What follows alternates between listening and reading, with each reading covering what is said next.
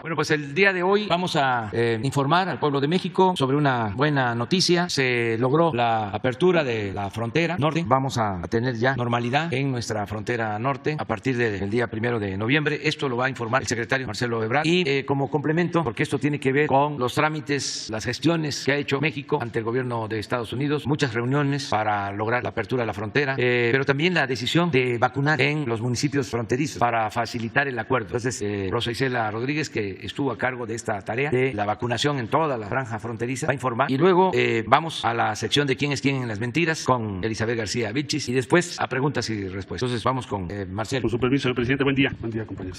Informarles que, como ha dicho el señor presidente de la República, México planteó al gobierno de la administración Biden como prioritario la reapertura de las actividades regulares en la frontera norte de México, frontera sur de los Estados Unidos. Fue motivo de conversación especialmente durante la visita de la vicepresidente Kamala Harris a México. Como ustedes recordarán, fue uno de los temas que se comentó y se formó un grupo de trabajo desde entonces, donde nuestra contraparte es el secretario Alejandro Mayorkas, DHS, que nos acaba de visitar para otra cuestión, que es lo de seguridad, el viernes pasado. Entonces, merced al avance que tiene el Plan Nacional de Vacunación de México, hemos estado compartiendo con ellos la información, igual que ellos, debo decir, también nos han compartido su información, es decir, qué avance tiene su vacunación en los municipios y estados que son fronterizos con México. Hemos estado entonces compartiendo la información y ya los promedios de vacunación en México, especialmente en la región norte, pero también en el resto del país, son muy elevados o son comparables con los que tienen en Estados Unidos. E incluso hay ciudades en México que tienen más vacunación que sus contrapartes en la otra. Entonces hemos venido trabajando, yo diría, muy estrechamente. El día de ayer sostuvimos a lo largo del día diversas reuniones con este tema en particular y me confirmó el secretario Mayorkas ayer por la noche que a partir de los primeros días de noviembre ellos van a determinar la fecha exacta, la daremos a conocer en cuanto la conozcamos, pero es iniciando noviembre, ya muy cerca. Se van a reanudar las actividades, quiere decir esto, se van a permitir los viajes terrestres y aéreos a Estados Unidos para las personas que están vacunadas. La base de la movilidad global va a ser la vacunación. Por eso el énfasis que ha puesto el presidente de la República, además de, por supuesto, salvar las vidas de las y los mexicanos, el énfasis que ha puesto para acelerar el proceso de vacunación. Entonces, comentarles a ustedes que el día de hoy vamos a tener, por supuesto, otras reuniones mañana también y la siguiente semana para muchos detalles que estaremos dando a conocer en combinación con las autoridades correspondientes en México, es decir, con el sector salud.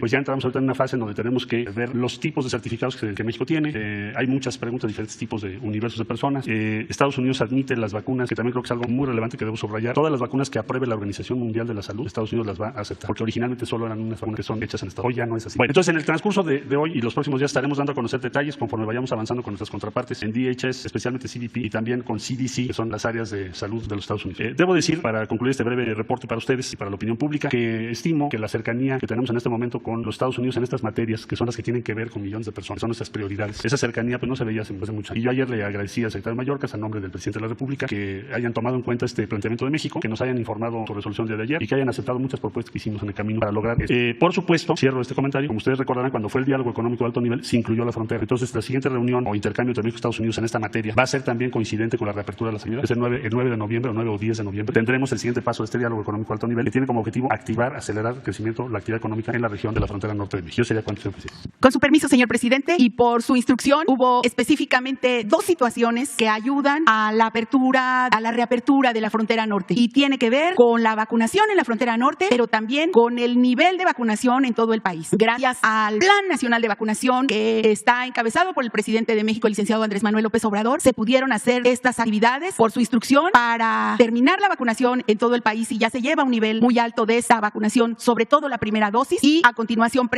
recordaremos cuál fue el Plan Nacional de Vacunación en la frontera norte que ayudó, que es una de las acciones que ayudan precisamente el día de hoy a la reapertura de la frontera. Primero, rápidamente adelante, decir que se han reportado en el país, como dice la Secretaría de Salud, 108.9 millones de vacunas que están reportadas de los mexicanos que se han vacunado. Adelante, un 75% de la población en México ya está vacunada por lo menos con la primera dosis. Esta es una de las variables que ayudan, como dijo el presidente, el canciller Ebrard, para la apertura de la frontera. El porcentaje tan elevado que ya se tienen, y en algunos casos, como en la Ciudad de México, que llega al 95%. Y en esta parte, pues hay que agradecer la participación también de la población mexicana, así como la muy buena disposición para el trabajo, para la entrega de todos los trabajadores y voluntarios que han hecho un muy buen trabajo. Adelante. Eso es el número de vacunas que hasta el día de hoy reportaron en gabinete, que habían llegado 123.9, casi 124 millones de dosis que han llegado a nuestro país, y que algunas el día de hoy y mañana se están aplicando todos los días. Adelante. Y este es, si recordarán, alrededor de estos números de dosis, casi 4 millones por las que se han seguido aplicando en esa zona, que se vacunó totalmente Baja California, todos los municipios, y dio un total de 1.247.000 vacunas en todos los municipios de Baja California, los 6 municipios que el presidente de México nos instruyó vacunar con la donación de vacunas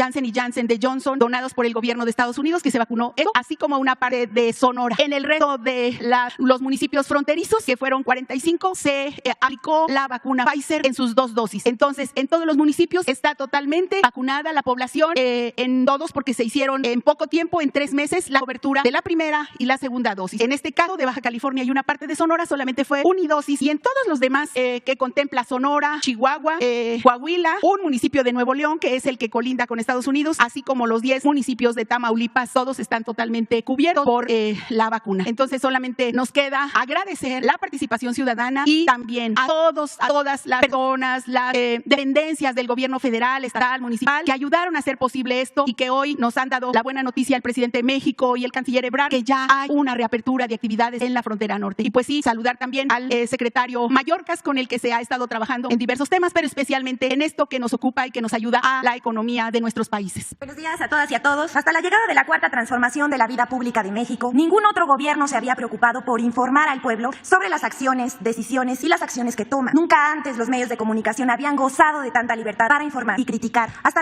en las redes sociales y en medios convencionales se manifiestan intereses económicos y políticos, que se disfrazan de información y que en realidad es desinformación, o las campañas negras que buscan desprestigiar al gobierno federal para cambiar la percepción de la gente sobre sus acciones y posiciones. Por eso la gente debe adquirir conocimiento y herramientas para distinguir lo que es información verdadera de lo que es una vil mentira. Y así cada quien se forme un criterio con conocimiento desde la posición política, social, económica, cultural de su preferencia. Con la propuesta de reforma eléctrica propuesta por el presidente de la República, se ha desatado una verdadera campaña de desinformación en medios y redes, plagadas de noticias falsas y prejuicios disfrazados de información. En un análisis elaborado por la Comisión Federal de Electricidad sobre la cobertura informativa, se puede ver el sesgo en los medios de información tradicionales y digitales. De un análisis de 2.641 notas publicadas en radio y televisión, periódicos y páginas web, la Comisión Federal detectó 1.100 notas negativas, 41.65%, frente a 105 notas positivas, que equivale al 3.5%. El resto, 1.436, fueron notas informativas. Pero la desproporción en el balance es evidente. Por cada nota positiva hay más de 10 negativas, como se ve aquí en la gráfica. Este es el análisis realizado por una instancia oficial. No obstante, la desproporción observada curiosamente coincide con el análisis hecho por la empresa Intelite, especializada en los medios de comunicación. De acuerdo con el estudio de Intelite, de 2.301 notas, 615 fueron negativas, frente a 87 positivas. El dato más fuerte encontrado es que apenas poco más del 3% de las notas publicadas han sido positivas. Saque usted sus conclusiones. Por tipo de medio, resulta que en la radio la proporción es de 9 notas negativas por una positiva. En medios impresos es de 6 negativas por una positiva. Y en televisión, 6 negativas por una positiva. Ambos casos registran el resultado de la campaña lanzada por la derecha. Las empresas afectadas por la reforma, como FEMSA, Coca-Cola y sus aliados. En medios de información y redes, con notas y reportajes que tuercen la información, con argumentos no veraces, con videos alarmistas, infografías engañosas y las voces de presuntos especialistas que mienten abiertamente para descalificar la reforma eléctrica. En muchos medios divulgaron información falsa. Por ejemplo, de que la reforma subirá las tarifas de luz porque es más cara la electricidad de la Comisión Federal de Electricidad, que se perderán empleos, que ya no se podrá tener paneles solares, que se van a expropiar empresas, que se afectará al medio ambiente y un largo etcétera. Simplemente se van a cambiar las reglas del mercado y el Estado asumirá el control del sector eléctrico nacional, poniendo en el centro al interés público sobre el privado. Aquí les compartimos esta información que por sí misma explica por qué las empresas de energía y sus supuestos socios no quieren la reforma, porque se acabarían sus privilegios. ¿Cuánto paga una familia mexicana por la electricidad en promedio? El Oxxo, Walmart o Bimbo pagan menos por la electricidad que utilizan. Aquí está la imagen, es muy clara. Un hogar mexicano paga 5.20 pesos por kilowatt. Oxxo paga 1.80 por kilowatt, menos de la mitad. Bimbo y Walmart pagan 1.70 pesos por kilowatt, 3 veces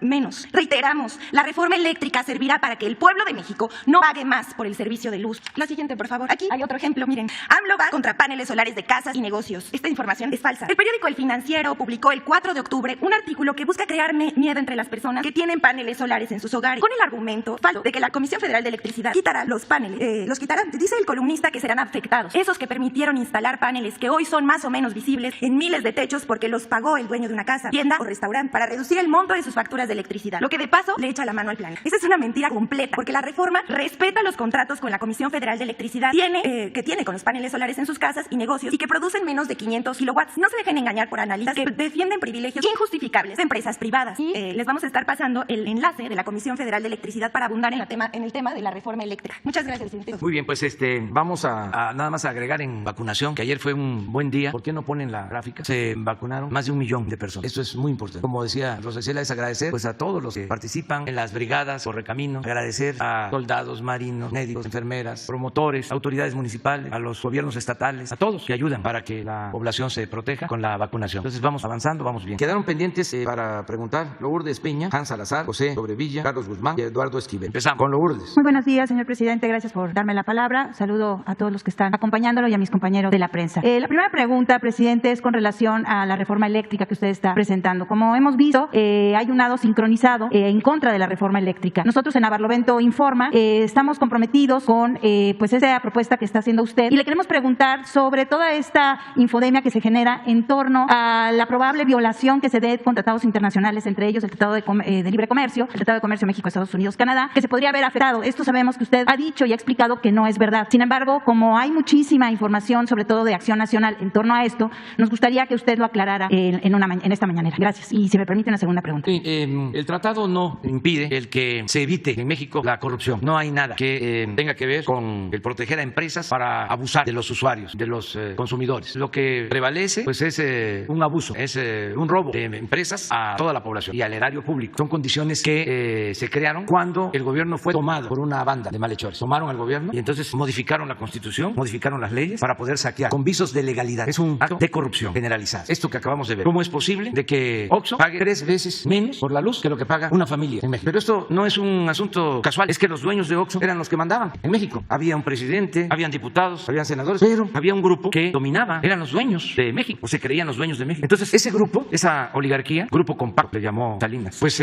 vivía colmado de atenciones y de privilegios como este. O no pagaban impuestos y ellos mandaban en el gobierno a costa del sufrimiento de la mayoría de los mexicanos, porque por esa corrupción se produjo la crisis en México. Entonces la reforma que se está proponiendo es para que se corrija todo eso que se hizo de manera facciosa, es decir, no para el beneficio de los mexicanos, sino de una facción, de un grupo, y el gobierno tiene que representar a todos. Por eso es esta reforma y se va a informar a todos los mexicanos, aún con las campañas estas. Es una vergüenza que los medios de información actúen sin objetividad, que tengan como divisa la mentira, el engaño. ¿Por qué razón? Porque también la mayoría de los dueños de información pertenecen a los que antes dominaban México, son parte de la estructura de dominación, son los jefes arriba, luego los medios de información porque se requieren para manipular, para engañar, para mantener sofismas, mentiras, luego se requieren también a los intelectuales para poder convertir en teoría toda esa retacería de mentiras. Entonces ahí salen los intelectuales. Esa es la estructura de dominación que existía. ¿Qué tienen que ver los empresarios? Pues ellos no forman parte de esta oligarquía. La mayoría de los empresarios padece el que tiene una tienda de abarrotes, paga 3, 4 veces más que lo que paga el Oxxo, el pequeño empresario, el mediano empresario, la mayoría. Pero los jefes hablan en nombre de todos los empresarios y nosotros no estamos en contra de los empresarios, al contrario. Imagínense si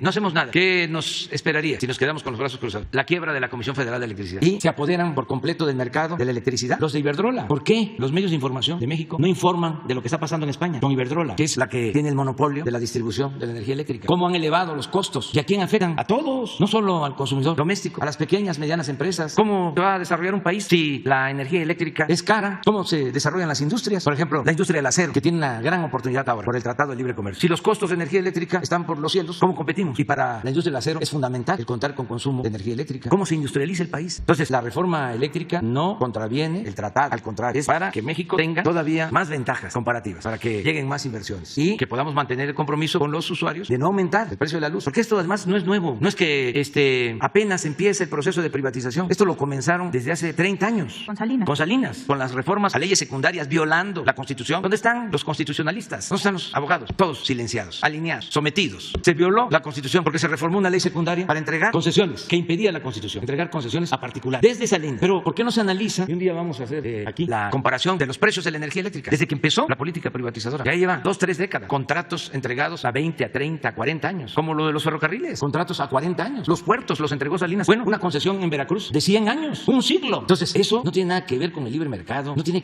nada que ver con una relación de competencia que debe de existir. Estamos hablando de un vil saqueo. Ya lo dijimos, que se vayan a robar a otras partes. Pero desde luego, los conservadores, unos por intereses. Porque estas empresas les dan trabajo a sus despachos. Estas empresas contratan a esos políticos entreguistas. Ya hemos hablado de cómo se llevó Iberdrola a trabajar a Felipe Calderón. Cómo la empresa que se quedó con los ferrocarriles nacionales se llevó a Zedillo a trabajar como asesor. Zedillo, que había entregado los ferrocarriles, se convirtió, terminando su gobierno, en empleado de la empresa extranjera. Y lo de Iberdrola, lo mismo. Acaban de nombrar en España a un dirigente del PSOE, del Partido Socialista, vicepresidente de Iberdrola. Allá se acostumbra a eso. Por eso ha crecido tanto el conservadurismo y cada vez hay más atraso. O sea, lo digo con todo respeto. No es el pueblo español, son las autoridades, porque son empleados de un partido o de otro de las grandes empresas. Terminan los presidentes y a trabajar de asesores, por billullos, por euros, sean de un partido o de otro. Nosotros ya reformamos la legislación para que los que trabajamos al servicio del pueblo en el gobierno no podamos irnos a trabajar a una empresa privada. Imagínense, si no hay conflicto de intereses. Entonces, para eso es la reforma, decirle a la gente que tengan confianza, es para salvar a la Comisión Federal Federal de Electricidad y para que no se padezca de apagones, de tarifas altas, para que se proteja la economía popular. Son dos cosas. Estas empresas no tienen dimensión social, no les importa la economía del pueblo. Esos, los dueños, piensan que el que nace pobre tiene que morir pobre. Su Dios es el dinero, su propósito es el lucro. Nosotros queremos mantener a la Comisión Federal de Electricidad porque es una empresa pública, sin fines de lucro, una empresa de los mexicanos. Lo mismo Pemex, pero engañaron durante mucho tiempo de que lo mejor era privatizar. Y busquen en el diccionario qué es privatizar, es convertir lo público, lo que es de todos, en privado. Y aquí es hasta ofensivo, porque ni siquiera son empresas mexicanas, son empresas extranjeras. Es como una nueva conquista para saquearnos. Pues eso lo permite el conservadurismo, porque ellos son alcahuetes, cómplices, corruptos. Nosotros no. Y no le hace que sigan las campañas, afortunadamente. Por eso estamos tranquilos. El pueblo de México es un pueblo muy consciente. Ya no se puede engañar, ya no funciona. Ya saben que pues la Reforma tiene que actuar así porque protege a Salinas y fue partidario, impulsor de que se conformara este grupo compacto con la entrega de los bienes de la nación a los allegados de Salinas. Así se conformó este grupo que siguió mandando y por eso nosotros siempre dijimos, son lo mismo los partidos, no lo puedo repetir. Al final el tiempo nos dio la razón y ahora ya están así, punto, unidos, ya fuera máscaras. Presidente. Y al servicio de los potentados. Imagínense una foto, el señor Claudio X González, hijo del patriarca, del principal representante de los potentados, que fue asesor de Salinas. Y su socio. Y también metido en el negocio de la privatización eléctrica. Junto con José María Córdoba Montoya. Sí, junto con Montoya, José Córdoba Montoya, asesor de Salinas. Acabo de ver una foto hace 2 días, no sé si es cuadro. Está este señor, el hijo, Claudio X González. Luego el de la Coparmex, la Confederación de Empresas, ¿no? Patronal, sí, que no tiene que ver con los empresarios, no confundamos. Esta es una cúpula. Están los dos, Coparmex y Claudio, y los líderes de los partidos del bloque conservador. Una vergüenza, hermano. Lo que pensaría el general Cárdenas, Adolfo López Mateos, incluso Gómez Morín. Mateo, ¿qué es esto? De veras, una promiscuidad política nunca vista. Pero todo es esto, los billullos. Aquí está, no está el de la Coparmex. Ah, sí, claro. Este es el de Claudio. La vida pública es pública, no es ninguna campaña en contra. Es que se cuestiona al presidente, pues aquí nadie es intocable. Ya se acabó aquello de que no se podía tocar al intocable. Lo mismo es Claudio, es el que estaba de Coparmex. Y ya, por respeto, pues no me meto con los líderes de los partidos. Pero está la foto, es histórico. ¿Cuántos años? Décadas. Hablando de que estaban enfrentados, engañando, cuando son lo mismo, defienden los mismos intereses. Pero en fin, ya es otra cosa. Lourdes. Presidente, nada más una sugerencia antes de ir a la siguiente pregunta que tiene que ver con un tema que a usted le interesa mucho y que es eje de la cuarta transformación, que es la corrupción. Me permito sugerirle, sin el afán de promover a nadie, sino solamente de contribuir a que haya más foros a favor de esta reforma eléctrica que desde luego tiene una prioridad nacional y que es de seguridad nacional. A personajes tales como la doctora Josefina Morales de la Universidad Nacional Autónoma de México, que ha estudiado el tema energético desde hace muchísimos años, Aníbal García, el compañero Ángel Guerra, Alonso Arrioja, todos especialistas, incluyendo a la periodista de investigación Jesús Cervantes de Proceso, que es la que devela todos estos contratos de Salinas de Gortari con Claudio X y con Córdoba Montoya. Me parece que abrir foros sería importante, dada la infodemia que hay sobre el tema. Esa es una simple sugerencia. Sí, el propósito es que se informe, que la gente conozca bien sobre este tema, con la idea de que la política no solo es asunto de los políticos, la política es asunto de todos y que todos nos volvamos expertos, porque dicen los técnicos, no, esto es muy complejo, esto no lo entiende el pueblo. ¿Cómo no? Es sencillo de explicar y de entender de cómo se aprovechan unos a costa del sufrimiento de otros. Entonces vamos a estar informando y ojalá y en el Poder Legislativo también se convoque a foros y que participen todos, desde luego los empresarios, que participen comerciantes, que participen los expertos, académicos, periodistas, los ciudadanos, todos, que se dé información. Si se hubiese informado antes de la aprobación de la reforma energética, no se hubiese aprobado esta reforma. Y más si se hubiese consultado. Acuérdense que reunimos firmas para que se llevara a cabo una consulta, se le preguntara al pueblo y negaron la consulta. El Poder Judicial, la Suprema Corte, claro, todo ya arreglado entre el Poder Legislativo, el Ejecutivo y el Poder Judicial. Entonces la gente no supo de que iban a entregar bloques, grandes extensiones del territorio nacional para que empresas privadas sacaran el petróleo. Se aprobó así, no les dio tiempo de entregar todo el territorio, entregaron 110 contratos, pero grandes extensiones. Más entregaron áreas en donde sabían que había petróleo, porque había un contubernio con los técnicos, con los especialistas, directivos de Pemex, y habían exploraciones que se habían hecho y sabían dónde había petróleo y fueron a lo seguro, ganaron las famosas rondas. Nada más es tanta la especulación que recibieron los contratos, recibieron las concesiones y no invirtieron para sacar petróleo. ¿Saben qué han hecho? Han vendido en el mercado financiero las concesiones. O sea, ya muchos de los que recibieron las concesiones ya no las tienen, ya las vendieron, ya están en fondos de inversión. Pura especulación, porque aceptando sin conceder, ya entregaron las concesiones. Pues que se tenga cuando menos el beneficio de la producción. Decían que iban a extraer millones de barriles de petróleo. Nada, 20,000 barriles de petróleo. Eso es lo que ha dado como resultado la entrega de los 110 contratos. Pero las utilidades que han obtenido en el mercado financiero por la especulación es de miles de millones de dólares. Entonces es lo mismo. Vamos a que se conozca más sobre la reforma energética y en el caso particular de la reforma eléctrica, que se conozca más sobre el litio, por ejemplo, porque tengo información, es mi trabajo, de que es un mineral codiciado, más que otros, del cual va a depender el desarrollo de nuevas tecnologías. Y esto tiene que ver con las nuevas generaciones. Entonces tenemos que proteger este mineral codiciado. Este mineral es de la nación, no permitir que pase a manos de corrupción corporaciones o de poderes hegemónicos. Entonces, es lo que contiene la iniciativa, la reforma eléctrica, y poco a poco se va a ir explicando. Es un interesante proceso. Presidente, la última pregunta, si me permite, le digo que tiene relación con un tema central de la Cuarta Transformación, que es la corrupción. Usted sabe perfectamente que la corrupción le cuesta a los países entre un 5 y un 10% del Producto Interno Bruto, lo cual es altísimo, pero pues en realidad la gente no, los ciudadanos pues poco lo sabemos. Barlovento Informa ha hecho una investigación en España con relación a la embajada. Y bueno, pues a finales del gobierno de Enrique Peña Nieto, Luis Videgaray privatizó un espacio con inmunidad diplomática y le dio el cargo a Jimena Caraza, cuñada de Claudio X González. Y está como directora de la casa de este Instituto de la Cultura allá en Madrid. Y esta señora también ha dirigido en España dos instituciones. Usted desapareció, el Consejo de Promoción Turística de México y ProMéxico. Durante todo el periodo neoliberal ha sido funcionaria de la embajada y la prensa registra innumerables casos de corrupción que la acusan. Además, tiene un sueldo de 570,000 pesos que cobra como directora y un bono por 50,000 como consejera de Ralia. La pregunta es, ¿por qué no se ha incorporado a esta institución, a la embajada, y opera como una embajada paralela allá en España? Porque sigue este elefante de corrupción, presidente. Gracias. Sí, se están viendo todas estas anomalías porque son asociaciones. Hay una parte que tiene que ver con empresas españolas, con el gobierno español, y otra parte que tiene que ver con el gobierno de México, lo de la Casa de España en México. A eso te refieres, ¿verdad? Sí. Remodelada por un privado y que fue Díaz Morodo y se les concesionó. Ahí hay un restaurante, le quiero decir, donde opera el hermano de Enrique Ochoa, que fue, por cierto, director de la Comisión Federal de Electricidad. Y hay por ahí otros socios que tienen que ver con el caso Lozoya. Entonces, bueno, pues los ciudadanos mexicanos que viven en España se preguntan por qué hay esta situación en la Casa de México en España. Sí, ofrecemos aclarar para dar todos los elementos, presentar todas las pruebas. No, se entiende, usted dijo la semana pasada, si no mal recuerdo, que les habían heredado pues entuertos en torno a la administración pública. Me imagino que este es otro de los entuertos que hay que deshacer. Sin embargo, bueno, pues a los mexicanos allá en España pues les llama la atención, ¿no? Sí, pero vamos a verlo y vamos a informar. Y si es irregular, se va a corregir. O sea, si es una asociación y le cuesta al pueblo de México y es un subsidio a particulares, eso no se puede permitir. Y hay un dato, presidente. Esta señora Caraz le cobra a los estados, a los gobiernos de los estados como Puebla, para ir a hacer exposiciones allá. Está el caso, como le digo, del estado de Puebla, que le cobraron más de 1,5 millones de pesos por ir a poner sus artesanías, sus productos turísticos. Y pues eso debería de ser totalmente gratuito, porque de lo que se trata pues es fomentar justamente la cultura mexicana en el extranjero. Sí, vamos a informar, pero también los gobernantes de los estados y también las dependencias federales, ¿cómo se va a ir a hacer una exposición en una asociación privada o semipública pagando si existe la embajada? Pero el comodato se la dio el gobierno de Madrid al gobierno mexicano. Ese es el asunto, ¿no? Sí, eso es lo que vamos a ver, en qué condiciones está la Casa de España en México. Yo ofrezco que vamos a revisar. Porque además usted, cuando fue jefe de gobierno, bueno, pues hizo toda una movilización justamente para que España tuviera la Casa de España en México. Entonces, aquí está cerca, sí. Y bueno, pues fue en reciprocidad y creo que es en realidad para los mexicanos, ¿no? Sí. Gracias, presidente. Buenos días. Muy bien. Hans.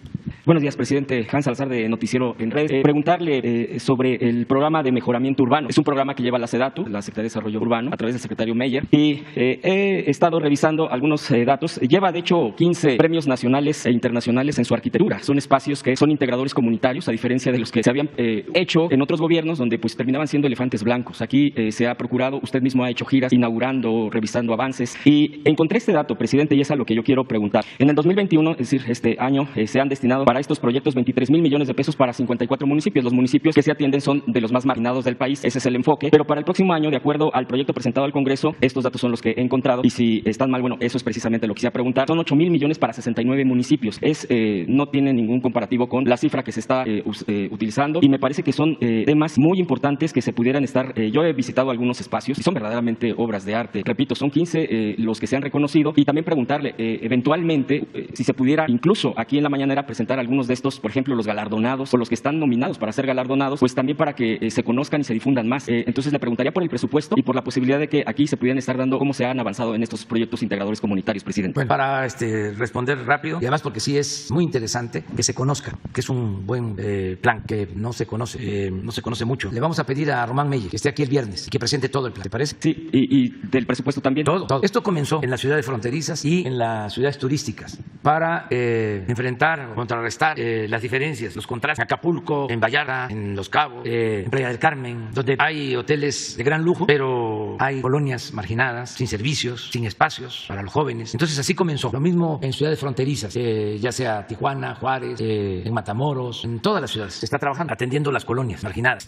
recuperando espacios públicos. Como en Tijuana, por ejemplo. Como Tijuana y en otros casos. Entonces ya se amplió, por ejemplo, todos los municipios por donde va a pasar el Tren Maya van a tener también. Ya se está trabajando en programas de rehabilitación, de intervenciones urbanas. Se me viene a la cabeza la memoria Escárcega, que va a ser pues una estación importante para ir hacia el Caribe o hacia el Golfo del Tren Maya, y ahí está contemplado una inversión para el desarrollo urbano y vivienda. Entonces que venga Román, tiene presupuesto suficiente, pero claro, nunca va a alcanzar, ¿no? Se requiere más y más, pero no se había invertido tanto como ahora, lo que vamos a ver pasado mañana. Pero se podría considerar que el presupuesto fuera similar al del año pasado, por ejemplo, dependiendo de lo que diga. Tienen, por ejemplo, ya estamos por terminar el año y tienen en caja 2,000 millones. O sea, tienen presupuesto, pero pasado mañana vemos. Sí, de hecho sigue pendiente. No les falta. Y como son programas prioritarios de mucho apoyo, prácticamente no hay límite, no hay techo financiero. De hecho, como comentario nada más, aquí también le vine a exponer lo del mercado de Puebla, que ya se está revisando y se está esperando que en estos días, entiendo yo, porque está incluido el presidente, bueno, ya será presidente municipal de Puebla, está revisando la continuidad de este proyecto, nada más como comentario que fue uno de los temas que vine a exponer de este programa. El siguiente punto, presidente, quisiera yo preguntarle, a propósito de lo que fue a Michoacán usted y que ya se ha tocado aquí, respecto a esta reunión de trabajo que se tuvo con el nuevo gobernador allá, y todo este despliegue que se va a hacer precisamente por ser una zona pues de alta violencia, de esta conflictividad que pues ya lleva bastantes años y que incluso se agudizó el año pasado, en el gobierno pasado. Preguntarle, estamos a un par de días de que la nueva gobernadora, Evelyn Salgado, en Guerrero, esté tomando posesión, y Guerrero es un estado, usted sabe perfecto, pues lo ha recorrido no sé cuántas veces, seguramente pueblo por pueblo, ya no digo de municipio, es una zona de pobreza de décadas, e incluso en las propias notas, en las propias difusión de las redes, ha habido problemas muy similares a otros estados donde la conflictividad de falta de pagos, el tema de tanto de seguridad pública, trabajadores del gobierno, y los programas ni se diga, es decir, hay también bombas de tiempo ahí, que en cualquier momento la violencia, pero también la pobreza de la montaña, de la tierra caliente. La pregunta es, ¿hará similar o igual la propuesta en su momento, ahora que ya estamos a 2 días de que tome posesión, como lo hizo en Michoacán, para que se atienda Guerrero después de tantas décadas y de una esperanza que se tiene en este estado tan pobre? Sí, hoy tenemos reunión con la gobernadora electa. Ayer me reuní con el gobernador Héctor Astudillo. Se está procurando un tránsito ordenado, pacífico, con buen entendimiento. Se ayudó al gobernador saliente para que se pagaran las nóminas de los trabajadores, y hay buen entendimiento entre el gobernador Héctor Astudillo, que yo tengo un buen concepto de él, porque no es sencillo, precisamente por el abandono histórico de Guerrero, la pobreza, gobernar Guerrero, que no es Acapulco, es la montaña y es la tierra caliente, y son regiones muy abandonadas, muy pobres. Entonces termina Héctor Astudillo, va a entrar Evelyn Salgado, va a tener todo nuestro apoyo. Hoy nos reunimos con ella y yo tengo una gira a Guerrero, voy a la montaña, voy en 10 días de este fin de semana que vamos a estar en Baja California, el siguiente vamos a Guerrero y voy hasta Metlatono, vamos a Malinaltepec, a Metlatono, a San Luis Zacatlán, a toda la montaña, y me voy a reunir con todas las autoridades de todos los municipios. Esa es la región, considero, más pobre de México. He estado ahí varias veces desde hace muchos años. La primera vez que fui creo que fue en 1996 y me estuve una semana allá en Tlapa, y de ahí salía yo a visitar todos los municipios, una semana. Ahora voy a estar allá un fin de semana y nos vamos a volver a quedar a dormir en Tlapa, y de ahí vamos a ir a Metlatono y a visitar otros municipios, pero nos vamos a reunir porque vamos a reforzar los programas de bienestar en Guerrero, y estamos dándole todo el apoyo a la gobernadora electa. Tenemos que continuar garantizando la paz, la tranquilidad. Se avanzó, había muchísima violencia, muchos homicidios, sobre todo en Acapulco. Se redujo la incidencia delictiva en el caso particular de homicidios. Hay zonas en donde tenemos que dar atención especial. Nos preocupa y nos ocupa Iguala, de nuevo. Ya se tomó la decisión de apoyar, y es muy probable también que llevemos a cabo una reunión como en Morelia. Estoy planteando en algunos casos que el gabinete del gobierno federal sesione en los estados para apoyar a los gobernadores que están pasando por una situación difícil, sobre todo los que están entrando en una situación de crisis financiera. Hay quienes no tienen para pagar la nómina. Ayer estuvimos reunidos con el gobernador de Zacatecas y nos comentaba eso. No ha podido pagar 2 quincenas porque no dejaron nada. Además, con el ánimo de ayudar, se adelantaron participaciones. Entonces, no tienen ahora liquidez. Los vamos a ayudar porque hicimos el compromiso de que no deben de dejarse de pagar las nóminas de los trabajadores. Y, por ejemplo, en estos casos de los gobernadores también se perfila que sean los responsables de los programas sociales, presidente, como en el caso de Michoacán. Sí, en todos los casos. En todos los casos, que ellos participen más y que hagan un esfuerzo también para que no haya corrupción, que no haya gastos superfluos, sueldos elevadísimos. También ayer estuvo con nosotros el gobernador de Nayarit, y él está haciendo todo un esfuerzo para gastar menos en el aparato burocrático, y nosotros vamos a ayudar, pero que no haya desvíos de fondos, porque lo nuestro, la ayuda es adicional. Nosotros entregamos puntualmente lo que les corresponde, y esto es de ahorros del gobierno federal. Les estamos ayudando, porque aquí, en lo que es el gobierno federal, no hay corrupción y hay austeridad. Yo estaba viendo, ojalá y pueda Victoria Rodríguez enviarte precisamente el informe sobre el ejercicio del gasto, sobre todo en presidencia. Cuando llegamos nosotros, ese año 2018, presidencia ejerció 3.600 millones. Ya ahora llevamos ejercido, ya va a terminar el año, 400 millones. Cuando mucho van a ser 600 millones. 3.000 millones menos. De 3.600 a 600. Sí, no somos más, pero tampoco somos menos. O sea, funciona la conducción del gobierno. Con menos dinero. Presidente, si los nuevos gobernadores le pidieran asesoría con su equipo para cómo llegar a esas austeridades de acuerdo a su experiencia, ¿les brindaría esa ayuda de asesoramiento? Lo estamos haciendo. Les estamos recomendando, primero, que atiendan lo de sus finanzas, que las limpien, que hay un saneamiento de las finanzas, que ajusten sus estructuras, que reduzcan los sueldos. Es que hay sueldos en los estados de 300,000 pesos mensuales. Mucho aparato burocrático, mucho gasto superfluo. Entonces, es Juárez. Ahí está la fórmula. No puede haber gobierno rico con pueblo pobre. La justa medianía. Lo que decía el presidente Juárez. Austeridad republicana. Entonces, ahí hay ahorros. Hay gobiernos estatales que destinaban hasta 500 millones de pesos a publicidad. Pues, ¿cómo no va a haber déficit? 500 millones en publicidad es mucho. Entonces,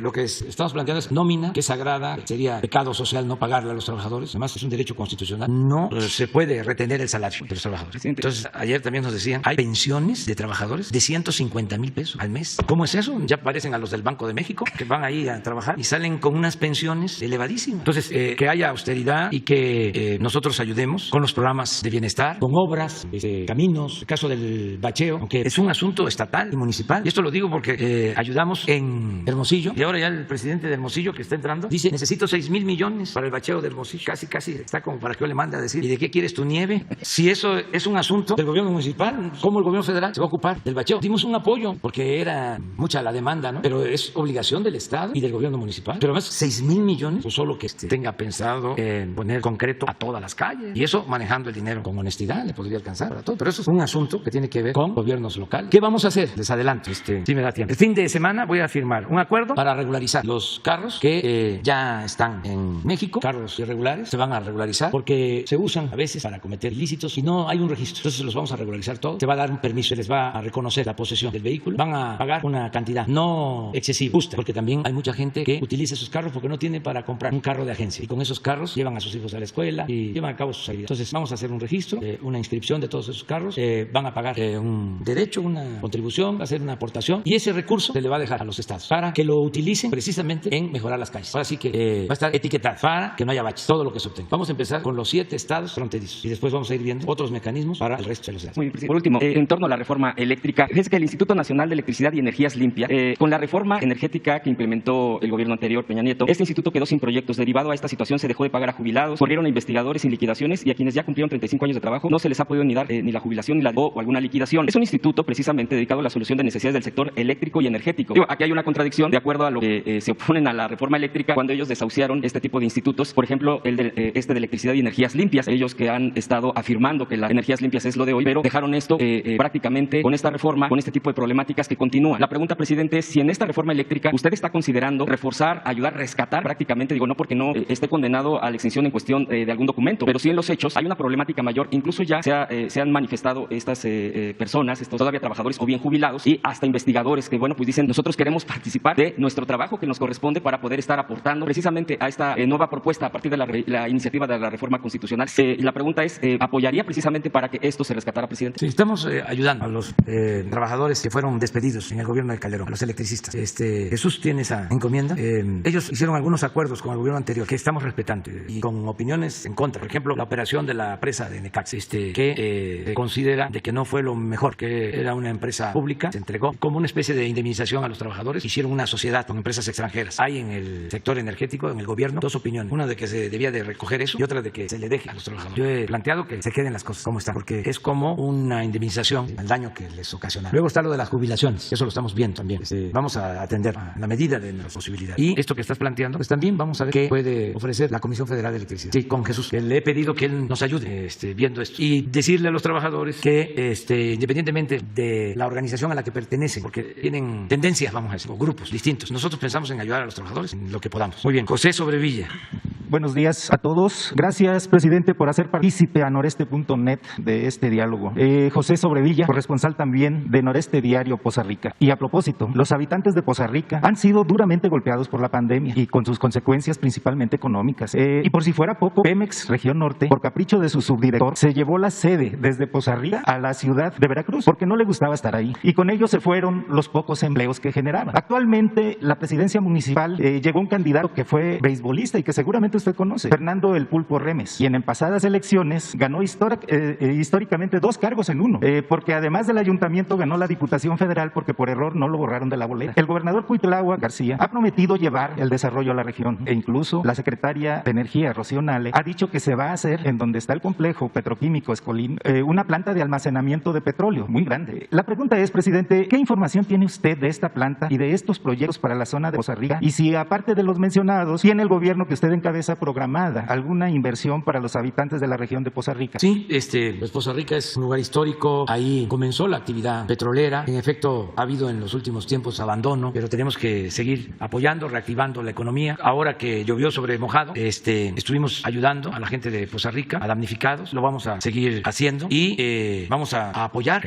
al gobierno de Poza Rica. En efecto, conozco al presidente municipal electo, Fernando Remes, el Pulpo Remes, y él sabe muy bien que hay que robarse las bases, no el presupuesto. Tiene mucha esperanza en usted. Sí, y vamos a apoyarlo y sí tenemos que ver qué actividades de petróleo se reactivan porque los yacimientos de toda esa región fueron sobreexplotados, lo que era la faja de oro, y ahora pues se saca petróleo pero con balancines, hay que perforar posiblemente a más profundidad de la que se perforó en otros tiempos, pero son planes hacia adelante, pero sí vamos a ayudar a Poza Rica, no vamos a dejarnos, estoy muy consciente de eso, acabo de estar por allá hace relativamente poco, fuimos a ver para que se termine la supercarretera de Poza Rica hasta Veracruz, que estaba interrumpida 2 kilómetros por un conflicto desde hace mucho tiempo, ya se reiniciaron los trabajos, esto va a ayudar y se están aplicando programas de bienestar en Poza Rica, en toda la región, el programa Sembrando Vida y otros programas, y sí vamos a estar apoyando al gobernador Cuitláhuac y no los vamos a dejar solos. Eso es, presidente, muchas gracias. También decirle a los trabajadores petroleros que les agradecemos mucho por todo su apoyo, porque nos están ayudando a rescatar a Pemex y que no va a haber despidos, no ha habido despidos y que no se va a dejar de pagar a los trabajadores las pensiones, que no se va a reducir la edad de jubilación, que tengan eso presente. Correcto. En otro tema menos local, señor presidente, la Bolsa Institucional de Valores Viva, como muchos, es un negocio privado, pero como pocos posee un capital de alrededor de 1,000 millones de pesos sustentado en un certificado de capital de depósito CKD con fondos que los trabajadores tienen en las Afores. Viva, por sus siglas, inició sus operaciones en 2018 gracias al respaldo del gobierno de Enrique Peña Nieto, justo a su salida, del secretario de Hacienda Luis Videgaray Caso y de la fuerza política que aún persiste de don Pedro Ace Jaramillo. Con esta segunda bolsa, nuestro mercado no ha crecido en número de emisoras, pero sí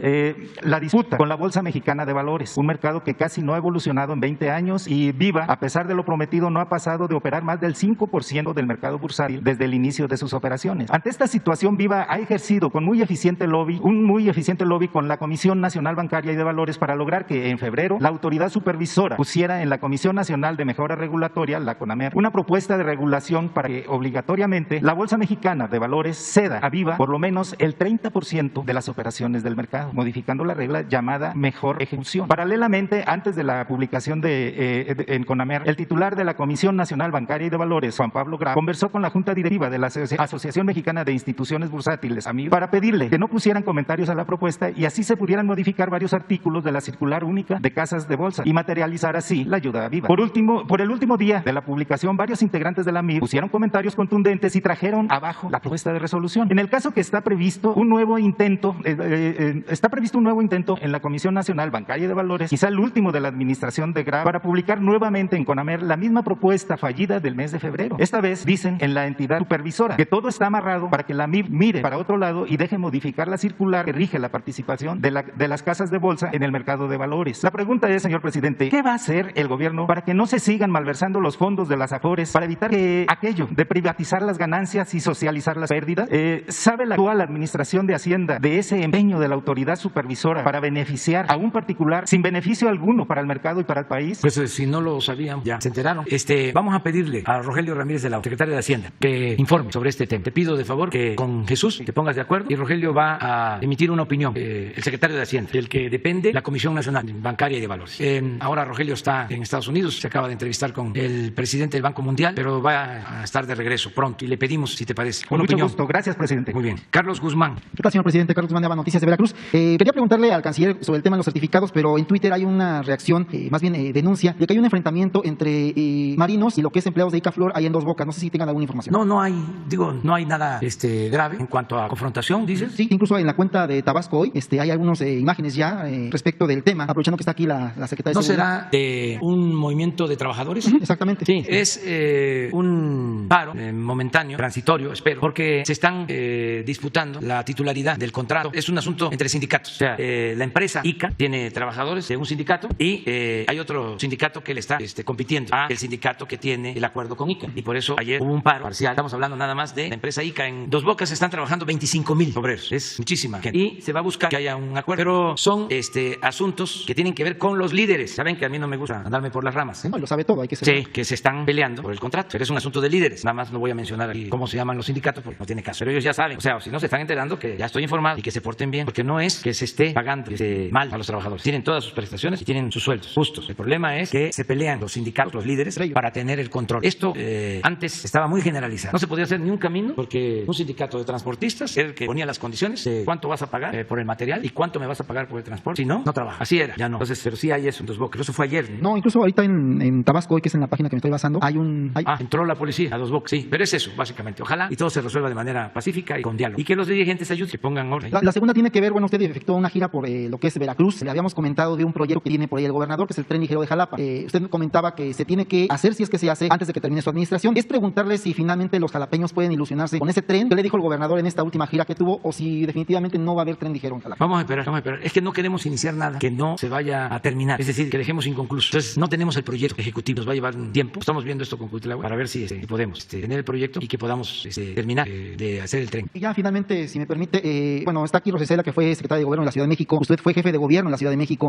Hace unos días la jefa de gobierno, Claudia Sheinbaum, anunció que se cancelaba lo que es la construcción del segundo piso en el caso de Calzada Zaragoza. Yo traigo el cuento porque incluso ayer hubo una denuncia de inseguridad en Ecatepec. Seguramente usted desde muy chico, desde que estudiaba la prepa, se acuerda de compañeros que le decían que los municipios conurbados tienen mucho el problema de la relación con el caso del Estado de México. Pero no es nada más prioridad de lo que es Ecatepec, no es en todas las zonas conurbadas que se han construido. Ver si en su proyecto de gobierno, en su plan de gobierno, contempló que las zonas metropolitanas puedan tener una sola autoridad. Nos estamos refiriendo en el caso de Ciudad de México, que pueda tener, digamos, la policía que se tiene en Ciudad de México por el tema de seguridad, que pueda estar en Ecatepec, que los municipios puedan pertenecer a la Ciudad de México en este caso, igual Guadalajara, igual Monterrey, Tijuana, la comarca, que usted fue a lo que es el agua saludable para la laguna, que son proyectos metropolitanos y que finalmente se puede hacer lo que en la década de los 80s mucha gente deseaba que en Nezahualcóyotl perteneciera en el caso a la Ciudad de México o al DF. Es que se contempla alguna posibilidad. También eso ayudaría mucho al nivel de vida de muchas personas, entre ellos Ecatepec, que es el municipio más urbanizado de América Latina, si no mal recuerdo, señor presidente. Sí, en Ecatepec estamos trabajando. Los programas a los que hizo referencia Hans de desarrollo urbano se están aplicando en Ecatepec y en otros municipios del Estado de México, de la zona metropolitana de la Ciudad de México. Y también se está llevando a cabo un trabajo coordinado con las autoridades de la ciudad y las autoridades del Estado de México. Lo que va a ayudar mucho es el que termine de consolidarse la Guardia Nacional, porque esa es una corporación para garantizar la seguridad pública más allá de las fronteras de los estados. Entonces, vamos a tener cuarteles en Ecatepec, en todos los municipios de la Guardia Nacional. Lo mismo aquí en la Ciudad de México. Si se ha avanzado aquí en la Ciudad de México, independientemente de lo que ha hecho la policía de la Ciudad de México, la preventiva, la auxiliar, la bancaria, la ministerial, ha ayudado mucho también la participación de la Secretaría de Marina, de la Secretaría de la Defensa, de la Guardia Nacional, el trabajo de coordinación. Les comento que cuando dijimos que íbamos a crear la Guardia Nacional en la Ciudad de México, como había esa campaña de que se iba a militarizar, la jefa de gobierno me comentó de que a lo mejor aquí no hacía nada. Respetamos y les dijimos está bien, pero luego cambió de opinión porque es de sabios, de sabia cambiar de opinión. Y luego que siempre sí, la Guardia Nacional y la Secretaría de la Defensa y Marina, y estamos todos coordinados aquí. Y en la ciudad, ayer lo decía yo, se ha reducido considerablemente la incidencia delictiva para los capitalinos. No así en el caso del Estado de México. Tenemos ese pendiente, pero estamos seguros que vamos a avanzar más. Yo creo que con lo de la Guardia Nacional se va a reforzar a policías municipales, policías estatales, y la Guardia Nacional tiene el respaldo de la Secretaría de la Defensa y de la Secretaría de Marina. Y lo que pasa es que tenemos 100,000 elementos y vamos a tener 40,000 más, y esto se va a notar y va a ayudar más. Estamos muy conscientes de la situación de inseguridad en algunos estados y nos preocupa lo que sucede en el Estado de México. Y para nosotros, en la concepción general del gobierno de la República, del gobierno de la cosa pública, es la gran Ciudad de México. No es nada más lo que son las demarcaciones, ahora alcaldías. No es posible que se pase una calle y ya es otra entidad. No, es la misma ciudad. Estamos pensando en 18, 20 millones de habitantes. Es la gran Ciudad de México. Entonces, tenemos que trabajar de manera coordinada. Lo estamos haciendo. El gobernador Alfredo del Mazo está trabajando en coordinación con la jefa de gobierno. Ahora que estamos construyendo el aeropuerto, es el Aeropuerto Internacional Felipe Ángeles de la Ciudad de México y está en el Estado de México. Y las obras de acceso las está construyendo el gobierno del Estado de México con la Federación. Las vías para llegar al aeropuerto, el tren de Lecherías al aeropuerto, se está haciendo de manera coordinada. Incluso vías que está haciendo el gobierno de la Ciudad de México también con el propósito de comunicar a municipios del Estado de México. Porque es lo mismo. La mayoría de los trabajadores del Estado de México vienen temprano, son héroes porque por el tráfico tienen que levantar muy temprano, a veces hasta 2 horas de transporte, gasto en pasaje para llegar a trabajar y luego regresar. Y no solo es Estado de México, es también Hidalgo y ya también Tlaxcala y Morelos, es el Valle de México. Entonces sí estamos trabajando. Bueno, nos falta Eduardo Esquivel, pero ya se nos terminó el tiempo. Eduardo, ¿dónde está Eduardo? ¿No puedes esperar mañana y abres tú? Bueno, ya para... ¿Cómo?